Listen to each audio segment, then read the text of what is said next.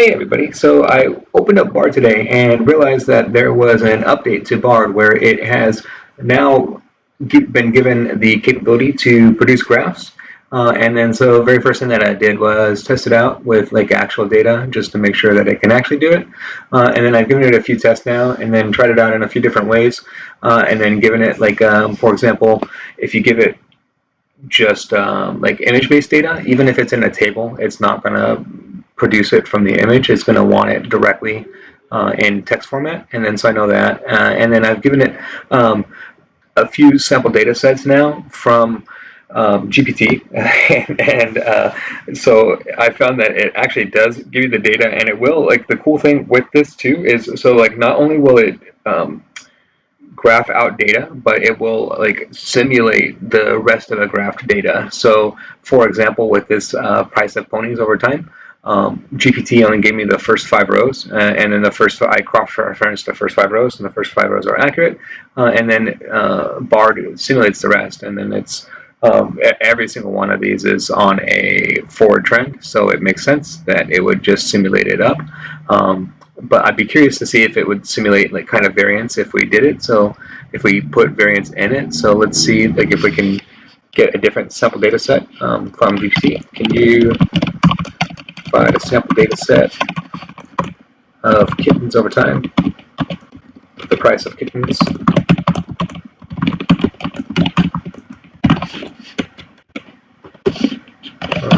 Be sure to include 10 rows of data.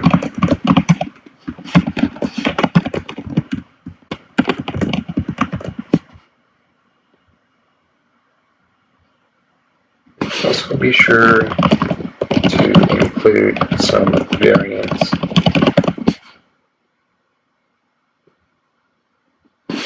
over time so that some years the price of kittens goes down rather than up. We'll see what happens with this data set and then what Bard does with it very specifically. I'd be curious.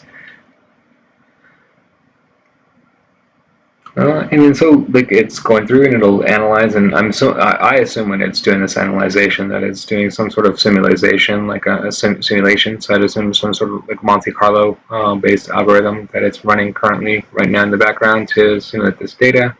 And then it produces the output of the Monte Carlo algorithm, which it produces here, and I asked it for 10 rows.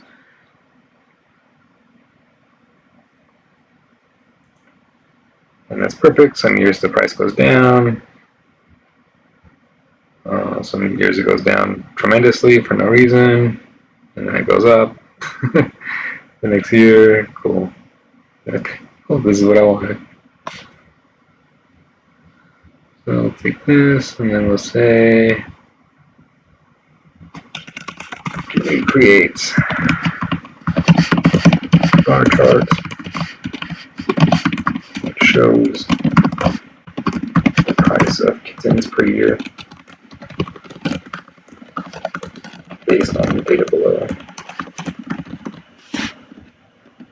And now I'm curious to see how the actual simulation capabilities of Bard, like what it does with these wild variations in this data set of the prices compared to the other one, which it was like, I mean, it obviously went accurate because it trended up, but there we go, cool. So it's not going to simulate this time. 1, 2, 3, 4, 5, 6, 7, 8, 9, 10. Yep, so it goes 10, and then it gives the actuals, I'm assuming. So let's just double check to make sure. 462.89, 462.89, and then we'll spot check like number 9, which is 673.35, 673.35, 628.96. Perfect. So this is looking good here. And then I'm curious to like, let's see what would happen if we did this. So let's like do this, and then it might go off of this. We'll see what it does. It would be curious. I'm curious. I haven't. This is brand new feature, so testing these things out would be super curious to see what it does in that instance. That's cool. That's kind of what I thought it would do. Is it's simulating the upper columns there, and then yeah. So it's just simulating the data that I had before, right? So let's do like completely new chat, and then I assume that we're going to get a completely different response. Just showcasing this, like in case you don't know, like how this can like impact and affect your inputs and your outputs on models. See, and then we get completely different. It doesn't. It's not trying to simulate this. Yeah, it's not giving one draft. Show the code behind the result. That's pretty cool.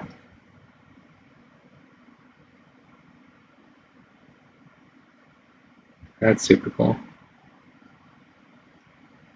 2013 462. Let's make sure it's not just making stuff up. That's 462.89 for 2013. Yep. 462.89. 576. Yep. 503. Yep. Okay. Yep. So it didn't make stuff up, and it gave us really good code, unique code. Thank you. Conditions code. So awesome and helpful. It's giving a positive reinforcement there, and maybe it'll do it more than in the future. But so yeah, like so as we can see, we're getting Bard to actually generate graphs and actually graph data. Sometimes it will simulate additional data on top. Sometimes it won't. And then it'll give us more code as well. And then just it's kind of just repeating itself there. I see, and then here's a simulation of the data. But this is perfect. So this is exactly what I wanted. So we can see like this is my assumption, and this has been my assumption of what it would be when it simulates data. Like I assumed that it just happened to match with that first test that I did, which happened to be an increase over time. But you can see that in this instance, like that's what it's always going to do. I'm assuming when it's simulating, like it's not going to simulate like kind of based on the actual results. It's just going to give you like a here's simulation of it going up over time. Is kind of like what it looks like it'll default to, and that was kind of what I was expecting out of that. So I'm glad that I got that final result out of that final test out of the end. Answers the questions I started with this video off with. And so if you like this type of content, please like and subscribe. Thank you very much.